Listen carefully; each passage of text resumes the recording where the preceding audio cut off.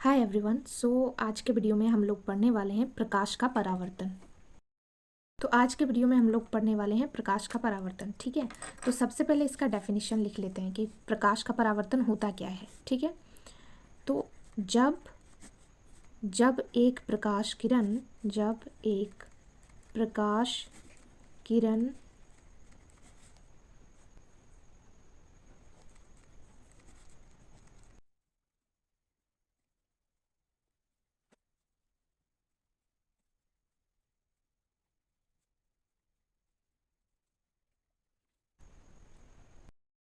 क्या है प्रकाश का परावर्तन? जब एक प्रकाश किरण एक माध्यम से दूसरे माध्यम में प्रवेश करती है तथा पृथककारी पृष्ठ को कहा जाता है क्या, परिसीमा से टकराकर पुनः उसी माध्यम में लौट आती है, तो उसे प्रकाश का परावर्तन कहते हैं। ठीक है, तो सबसे पहले हम इसको डायग्राम के थ्रू समझते हैं तो बहुत अच्छी तरह से हम लोगों को समझ में आएगी। ठीक है, तो मान लो ये हमारा क्या है, ये मिरर है, दर्पण है। ठीक है, ये दर्पण है हमारा और ये इस साइड हमारा ये पॉलिश क्या हुआ सतह है। ठीक है, ओके।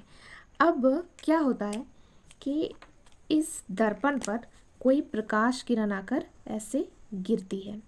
ठीक है, ऐसे गिरा, पुनः मतलब एक प्रकाश किरण है जो इस मिरर पर आया। ठीक है, अब ये क्या है हमारा, ये हमारा है परावर्तक पृष्ठ।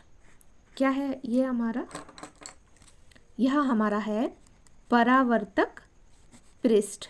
ठीक है, अब ये प्रकाश किरण क्या होता है, इस परावर्तक पृष्ठ से टकराकर, यह प्रकाश किरण हमारा है इस परावर्तक पृष्ठ से टकराकर क्या होता है, ऐसे ऐसे चली जाती है। ठीक है, तो अब हम लोग देखते हैं कि इन किरणों को कहा क्या जाता है। अब देखो, ये प्रकाश किरण आ रही है। ठीक है, तो इसे कहा जाता है आपतित आपतित किरण। ठीक है, आपतित किरण। और ये प्रकाश किरण जा रही है तो इसे कहा जाता है परावर्तित, क्या, परावर्तित किरण। और जैसा कि ये हम लोगों को पता ही है, परावर्तक पृष्ठ कहते हैं इसे। अब देखो यहाँ पे इसके लंबवत ये जो मैंने रेखा खींची, इसे क्या कहा जाता है, इसे कहा जाता है अभिलंब। ठीक है, ये अभिलंब है। अब देखो, आपतित किरण और अभिलंब का बीच का कोण कौन सा है, ध्यान से देखो, ये रही हमारा आपतित किरण और ये रहा हमारा अभिलंब। तो ये जो हमारा इन दोनों बीच में जो बना कोण है, एंगल है, इस एंगल को कहा जाता है आई। ठीक है, सेकेंड, अब देखो ध्यान से, परावर्तित किरण ये हमारा है और अभिलंब के बीच का कोण ये रहा और इसको कहा जाता है स्मॉल आर से इसे डिनोट किया जाता है। ठीक है, और ये जो स्मॉल आई है इसे क्या कहा जाता है, आपतन कोण। और ये जो स्मॉल आर है इसे क्या कहा जाता है, परावर्तन कोण। ठीक है, नाम दे देते हैं, ये हमारा पी, इसको नाम दे देते हैं, ये क्यू, ये बिंदु। ठीक है, और ये हमारा दर्पण का क्या है, पॉलिश क्या हुआ सतह है। अब देखो बिंदु क्यू हमारा क्या है, ये हमारा है आपतन बिंदु।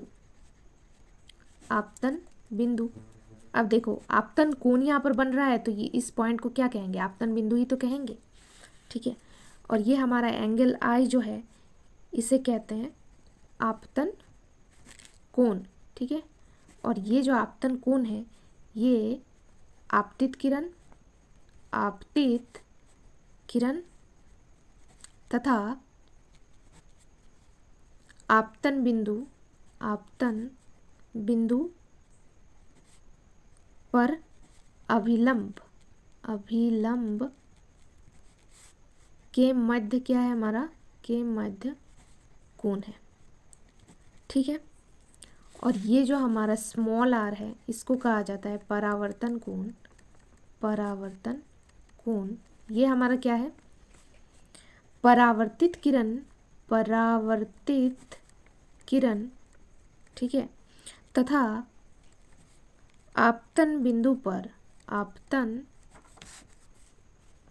बिंदु आपतन बिंदु पर अभिलंब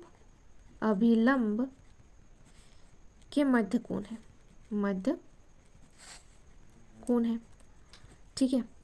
और ये जो आपतन कोण को कहा जाता है इंसिडेंट एंगल, इसीलिए इसको आई से डिनोट किया जाता है, ठीक है। और इसको परावर्तन कोण को कहा जाता है रिफ्रैक्टिंग एंगल, इसीलिए इसको स्मॉल आर से डिनोट किया जाता है। अब हम लोग पढ़ेंगे परावर्तन के नियम। अब हम लोग पढ़ेंगे परावर्तन के नियम, ठीक है। तो परावर्तन के फर्स्ट नियम है आपतन कोण तथा परावर्तन कोण परस्पर एक समान होते हैं, ठीक है। इसका मतलब क्या है, angle i is equal to angle r, ठीक है। इसको हाईलाइट कर देते हैं, ठीक है। सेकंड क्या है हमारा, सेकंड इसके परावर्तन, प्रकाश के परावर्तन के दो ही नियम होते हैं, ठीक है। पहला नियम यह है कि आपतन कोण तथा परावर्तन कोण परस्पर एक समान होते हैं। एंड हम लोग सेकंड लॉ की तरफ आगे बढ़ चुके हैं, वो क्या है, आपतित किरण उसके बाद परावर्तित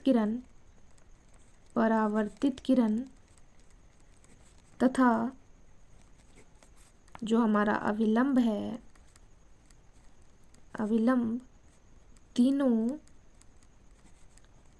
एक ही तल में